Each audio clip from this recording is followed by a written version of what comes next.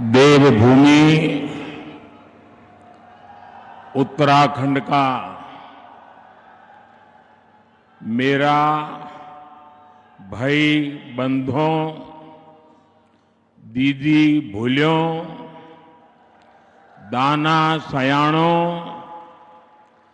आप सबू कई मेयर नमस्कार। पहला सेवा सौंधी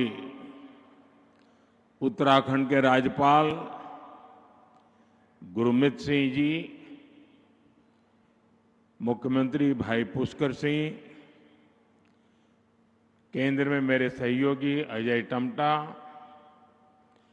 विधानसभा अध्यक्ष बहन ऋतु जी, उत्तराखंड सरकार के मंत्रीगण,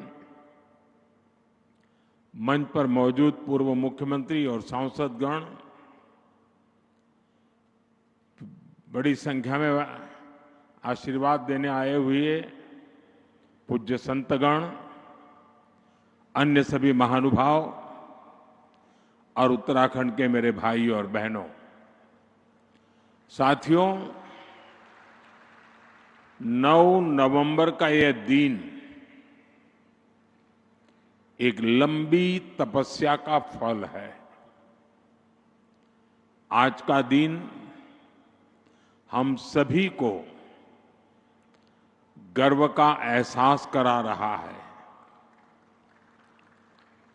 उत्तराखंड की देवतुल्य जनता ने वर्षों तक जो सपना देखा था, वो अटल जी की सरकार में 25 साल पहले पूरा हुआ था। और अब बीते 25 वर्षों की यात्रा के बाद आज उत्तराखंड जिस ऊंचाई पर है, उसे देखकर हर उस व्यक्ति का खुश होना स्वाभाविक है जिसने इस खूबसूरत राज्य के निर्माण के लिए संघर्ष किया था, जिन्हें पहाड़ से प्यार है, जिन्हें उत्तराखंड की संस्कृति, यहां की प्राकृतिक सुंदरता, देवभूमि के लोगों से लगाव है, उनका मन आज प्रफुल्लित है, वो आनंदित है। साथियों, मुझे इस बात की भी खुशी है कि डबल इंजन की भाजपा सरकार उत्तराखंड के सामर्थ्य को नई ऊंचाई देने में जुटी है। मैं आप सभी को उत्तराखंड की रजत जयंती पर बहुत बहुत बधाई देता हूं। मैं इस अवसर पर उत्तराखंड के उन बलिदानियों को भी श्रद्धांजलि देता हूं जिन्होंने आंदोलन के दौरान अपना जीवन न्यौछावर कर दिया। मैं उस वक्त के सभी आंदोलनकारियों का भी वंदन करता हूं, अभिनंदन करता हूं। साथियों, आप सब जानते हैं उत्तराखंड से मेरा लगाव कितना गहरा है। जब मैं स्पिरिचुअल जर्नी पर यहां आता था, तो यहां पहाड़ों पर रहने वाले मेरे भाई बहनों का संघर्ष, उनका परिश्रम, कठिनाइयों को पार करने की उनकी ललक मुझे हमेशा प्रेरित करती थी। साथियों, यहां बिताए हुए दिनों ने मुझे उत्तराखंड के असीम सामर्थ्य का साक्षात परिचय करवाया है। इसलिए ही जब बाबा केदार के दर्शन के बाद मैंने कहा, ये दशक उत्तराखंड का है, तो ये सिर्फ मेरे मुंह से निकला हुआ एक वाक्य नहीं था। मैंने जब ये कहा तो मुझे पूरा पूरा भरोसा आप लोगों पर था। आज जब उत्तराखंड अपने 25 वर्ष पूरे कर रहा है, तो मेरा ये विश्वास और दृढ़ हो गया है कि उत्तराखंड के उत्कर्ष का कालखंड है। साथियों, 25 साल पहले जब उत्तराखंड नया नया बना था, तब चुनौतियां कम नहीं थी। संसाधन सीमित थे, राज्य का बजट छोटा था, आय के स्रोत बहुत कम थे और ज्यादातर जरूरतें केंद्र की सहायता से पूरी होती थी। आज तस्वीर पूरी तरह बदल चुकी है।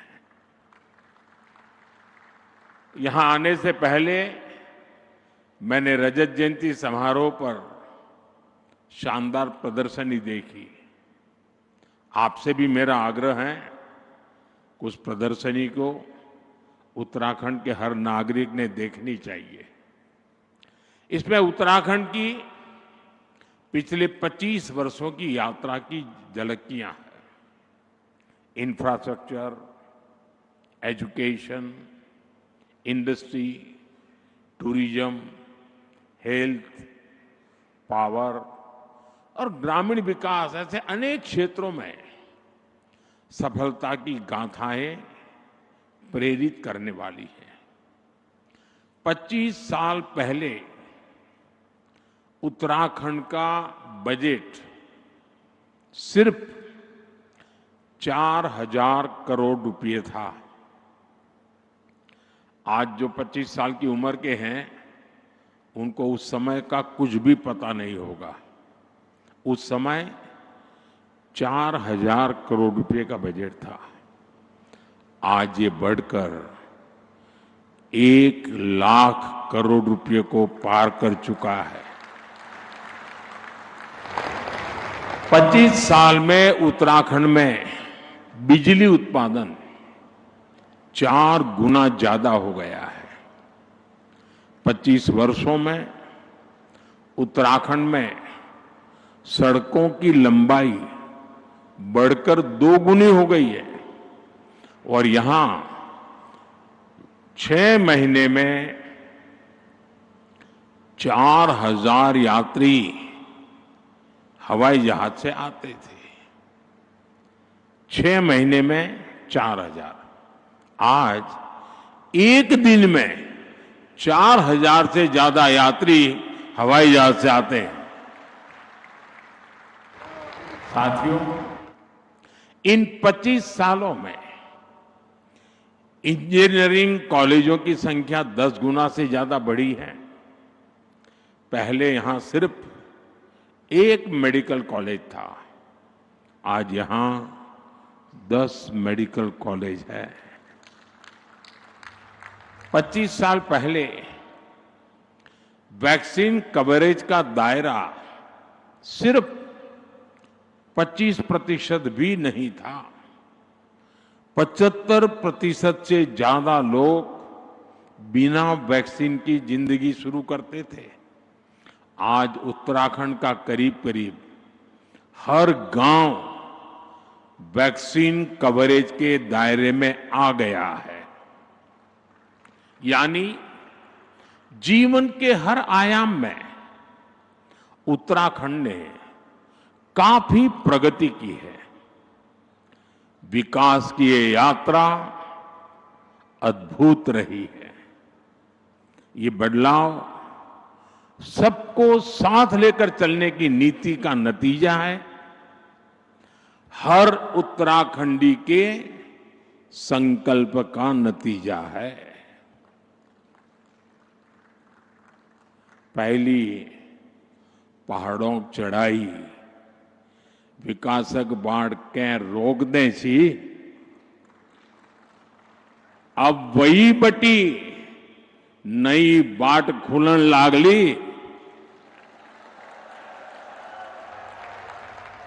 साथियों, मैंने कुछ देर पहले उत्तराखंड के युवाओं से, उद्यमियों से बात की। वे सभी उत्तराखंड की ग्रोथ को लेकर बहुत उत्साहित हैं।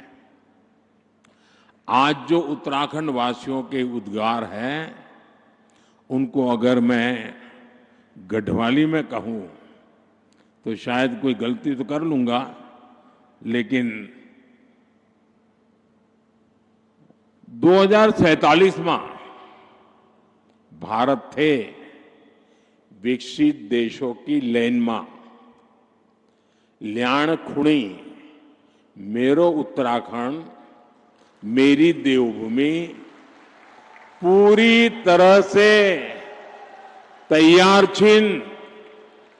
साथियों, उत्तराखंड की विकास यात्रा को गति देने के लिए आज भी यहां कई परियोजनाओं का उद्घाटन और शिलान्यास किया गया है। शिक्षा, स्वास्थ्य, पर्यटन और खेल से जुड़े ये प्रोजेक्ट्स यहां रोजगार के नए अवसर तैयार करेंगे। जमरानी और सौंग बांध परियोजनाएं देहरादून और हल्द्वानी शहर की पेयजल की समस्या को दूर करने में महत्वपूर्ण भूमिका निभाएगी। इन सभी स्कीम्स पर 8,000 करोड़ रुपए से ज्यादा खर्च किए जाएंगे।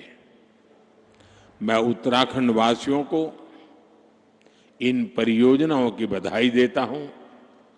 साथियों, उत्तराखंड सरकार अब सेब और कीवी के किसानों को डिजिटल करेंसी में अनुदान देना शुरू कर रही है। इसमें आधुनिक टेक्नोलॉजी के माध्यम से आर्थिक मदद की पूरी ट्रैकिंग करना संभव हो रहा है। इसके लिए मैं राज्य सरकार, रिजर्व बैंक ऑफ इंडिया समेत सभी स्टेक होल्डर्स की भी प्रशंसा करता हूं।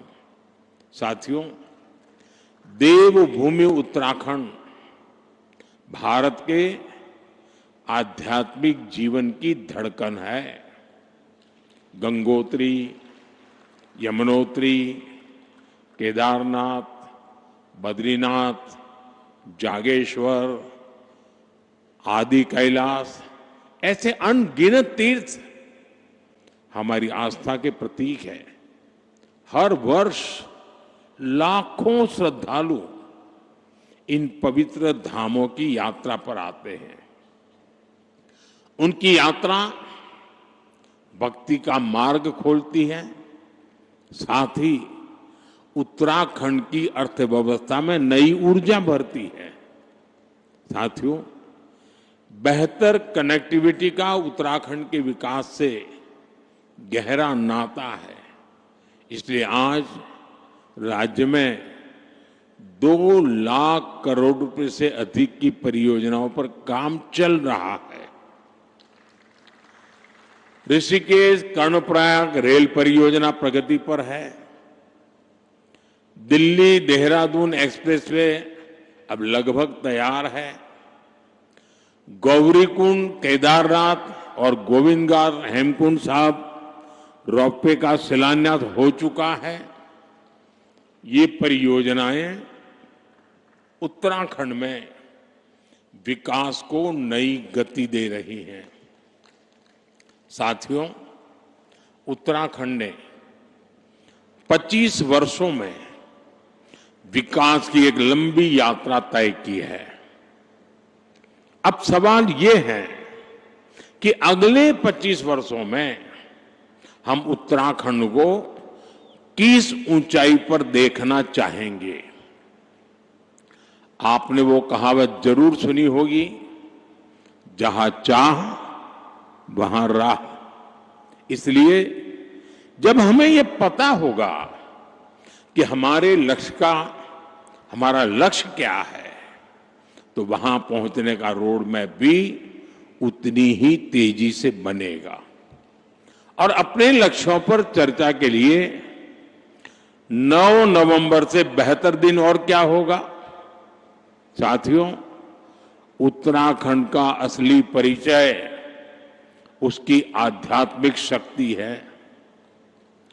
उत्तराखंड अगर ठान ले तो अगले कुछ ही वर्षों में खुद को spiritual capital of the world के रूप में स्थापित कर सकता है।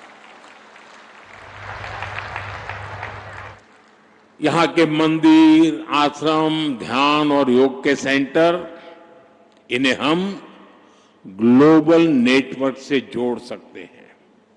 साथियों, देश विदेश से लोग यहां वेलनेस के लिए आते हैं। यहां की जड़ी बूटियां और आयुर्वेदिक औषधियों की मांग तेजी से बढ़ रही है।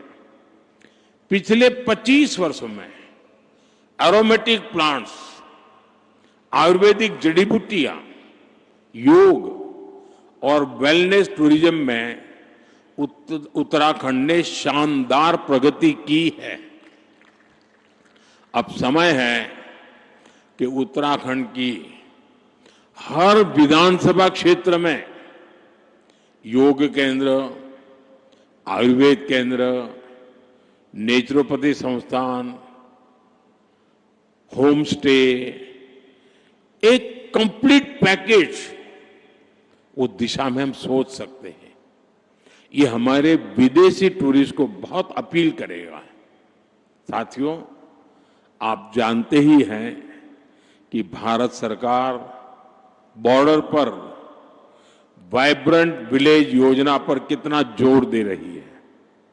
मैं चाहता हूं कि उत्तराखंड का हर वाइब्रेंट विलेज खुद में एक छोटा पर्यटन केंद्र बने, वहां होम स्टे बने, स्थानीय भोजन और संस्कृति को बढ़ावा मिले।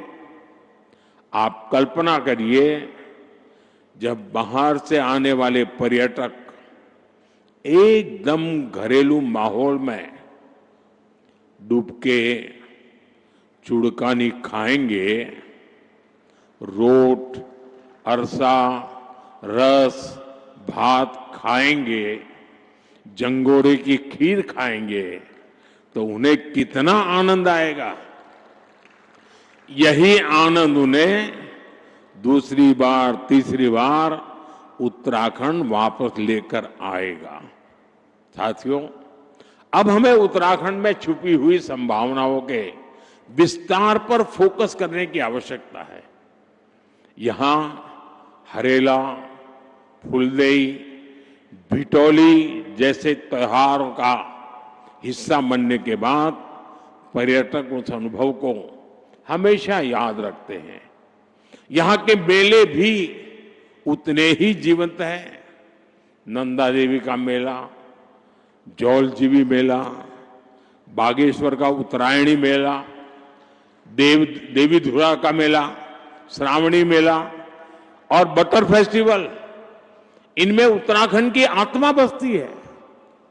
यहां के स्थानीय मेलों और पर्वों को वर्ल्ड मैप पर लाने के लिए वन डिस्ट्रिक्ट वन फेस्टिवल, अर्थात एक जिला एक मेला जैसा कोई अभियान चलाया जा सकता है। साथियों, उत्तराखंड के सभी पहाड़ी जिले फलों के उत्पादन में काफी पोटेंशियल रखते हैं। हमें पहाड़ी जिलों को हॉर्टिकल्चर सेंटर बनाने पर फोकस करना चाहिए। ब्लूबेरी, कीवी, हर्बल और मेडिसिनल प्लांट्स, ये भविष्य की खेती है। उत्तराखंड में फूड प्रोसेसिंग, हस्तशिल्प, ऑर्गेनिक प्रोडक्ट्स, इन सब के लिए एमएसएमईज को नए सिरे से सशक्त किए जाने की जरूरत है। साथियों, उत्तराखंड में 12 महीने पर्यटन की संभावनाएं हमेशा से रही है। अब यहां कनेक्टिविटी सुधर रही है और इसलिए मैंने सुझाव दिया था कि हमें 12 मासी टूरिज्म की ओर बढ़ना चाहिए। मुझे खुशी है कि उत्तराखंड विंटर टूरिज्म को नया आयाम दे रहा है। मुझे अभी जो जानकारियां मिली वो उत्साह बढ़ाने वाली है। सर्दियों में आने वाले पर्यटकों की संख्या में तेज बढ़ोतरी हुई है। पिथौरागढ़ में 14,000 फुट से अधिक ऊंचाई पर हाई एल्टीट्यूड मैराथन का आयोजन हुआ। आदि कैलाश परिक्रमा रन भी देश के लिए प्रेरणा बनी है। 3 वर्ष पहले आदि कैलाश यात्रा में 2,000 से भी कम श्रद्धालु आते थे। अब ये संख्या 30,000 से अधिक हो चुकी है।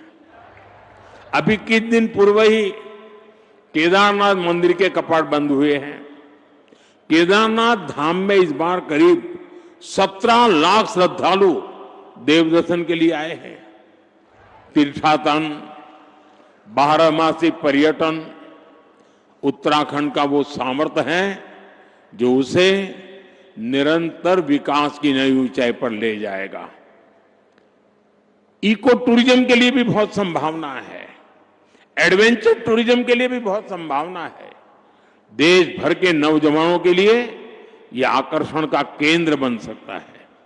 साथियों, उत्तराखंड अब फिल्म डेस्टिनेशन के रूप में भी उभर रहा है। राज्य की नई फिल्म नीति से शूटिंग करना और आसान हो गया है। वेडिंग डेस्टिनेशन के रूप में भी उत्तराखंड लोकप्रिय हो रहा है और मेरा तो अभियान चल रहा है वेड in India. Wade in India के लिए उत्तराखंड को अपने यहां उसी आलीशान स्तर की सुविधाएं विकसित करनी चाहिए और इसके लिए 5-7 बड़ी डेस्टिनेशन को तय करके उन्हें विकसित किया जा सकता है। साथियों, देश ने आत्मनिर्भर भारत का संकल्प लिया है। इसका रास्ता वोकल फॉर लोकल से तय होगा। उत्तराखंड इस विजन को हमेशा से जीता आया है। स्थानीय उत्पाद से लगाव, उनका उपयोग, उनको अपने जीवन का हिस्सा बना लेना, ये यहां की परंपरा का अभिन्न हिस्सा है। मुझे खुशी है कि उत्तराखंड सरकार ने वोकल फॉर लोकल अभियान को तेज गति दी है। इस अभियान के बाद उत्तराखंड के 15 कृषि उत्पादों को जीआई टैग मिला है। यहां के बेडू फल और बद्री गाय के घी को हाल के दिनों में जीआई टैग मिलना सचमुच में बहुत गौरव की बात है। बद्री गाय का घी पहाड़ के हर घर की शान है। अब बेडू पहाड़ के गांवों से निकलकर बाहर के बाजारों तक पहुंच रहा है। इससे बने उत्पादों पर अब जीआई टैग लगा होगा। वो उत्पाद जहां भी जाएगा अपने साथ उत्तराखंड की पहचान भी लेकर जाएगा। ऐसे ही जीआई टैग वाले प्रोडक्ट्स को हमें देश के घर घर पहुंचाना है। साथियों, मुझे खुशी है हाउस ऑफ हिमालयाज उत्तराखंड का ऐसा ब्रांड बन रहा है जो स्थानीय पहचान को एक मंच पर ला रहा है। इस ब्रांड के तहत राज्य के विभिन्न उत्पादों को एक साझा पहचान दी गई है ताकि वे ग्लोबल मार्केट में प्रतिस्पर्धा कर सके। राज्य के कई उत्पाद अब डिजिटल प्लेटफॉर्म पर उपलब्ध हैं। इससे ग्राहकों को तक उनकी सीधी पहुंच बनी है और किसानों, कारीगरों और छोटे उद्यमियों के लिए एक नया बाजार खुला है। हाउस ऑफ हिमालयाज की ब्रांडिंग के लिए भी आपको नई ऊर्जा के साथ जुटना है। मैं समझता हूं इन ब्रांड के प्रोडक्ट्स के डिलीवरी मैकेनिज्म पर भी हमें लगातार काम करना होगा। साथियों, आप जानते हैं कि उत्तराखंड की अब तक की विकास यात्रा में कई रुकावटें आई हैं, लेकिन भाजपा की मजबूत सरकार ने हर बार उन बाधाओं को पार किया और ये सुनिश्चित किया है कि विकास की गति पर ब्रेक न लगे। उत्तराखंड की धामी सरकार ने जिस गंभीरता से यहां समान नागरिक संहिता को लागू किया, वो दूसरे राज्यों के लिए भी मिसाल है। राज्य सरकार ने धर्मांतरण विरोधी कानून और दंगा नियंत्रण कानून जैसे राष्ट्रहित से जुड़े विषयों पर साहसिक नीति अपनाई। प्रदेश में तेजी से उभर रहे जमीन कब्जाने और डेमोग्राफी में बदलाव जैसे संवेदनशील मुद्दे पर भी भाजपा सरकार ठोस कार्रवाई कर रही है।